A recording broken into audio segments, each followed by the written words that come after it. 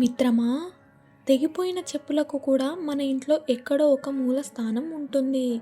కానీ శవానికి మన ఇంట్లో కొన్ని గంటలకు మించి స్థానం ఉండదు. అందుకే శరీరంపై వ్యామోహం వద్దు మిత్రమా. మనం చనిపోయినా మన మంచితనాన్ని తలుచుకునేలాగా మంచిగా బ్రతుకుదాం. అర్థమైందనుకుంటా.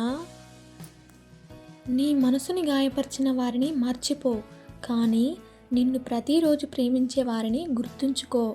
నిన్ను ఏడిపించిన గతాన్ని మర్చిపో, కానీ నీ చిరునవ్వులకు కారణమవుతున్న వర్తమానంపై దృష్టిని సాధించు మిత్రమా. నీ బాధను మర్చిపో, కానీ అది నేర్పిన పాఠాన్ని ఎప్పుడూ గుర్తుంచుకో. డబ్బుతో నువ్వు ఇల్లును కొనుక్కోవచ్చు, కానీ కుటుంబాన్ని కాదు. డబ్బుతో నువ్వు గడియారాన్ని కొనుక్కోవచ్చు, కానీ సమయాన్ని కాదు. డబ్బుతో నువ్వు పరువు కొనవచ్చు, కానీ నిద్రను కాదు. డబ్బుతో నువ్వు పుస్తకాన్ని కొనవచ్చు, కానీ జ్ఞానాన్ని కాదు. డబ్బుతో పదవిని కొనవచ్చు, కానీ గౌరవం కాదు.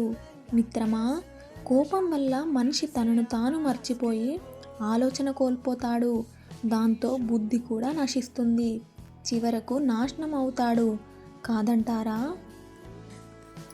గొప్ప గొప్ప స్థాయికి చేరుకున్న వారెవరూ కూడా అక్షరానికి తల వంచిన వారే. ఈ భువిలో దానికంటే గొప్పదేమి లేదు. అవునా?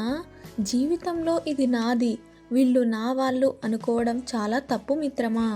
ఎందుకంటే ఏది మనది కాదు, ఎవరూ మనవారు కాలేరు. కాలంతో సాగిపోవడమే. మిత్రమా, భర్త అంటే ఇష్టం లేని భార్య ఈ 3 పనులు చేస్తుంది. 1. వంట ఆలస్యంగా చేస్తూ సరైన సమయానికి భర్తకు భోజనం పెట్టదు. 2. బయటకు వెళ్ళిన భర్త కోసం అస్సలు ఎదురు చూడదు. 3. భర్త ఎంత ఆప్యాయంగా పలకరించినా మౌనంగా ఉంటుంది.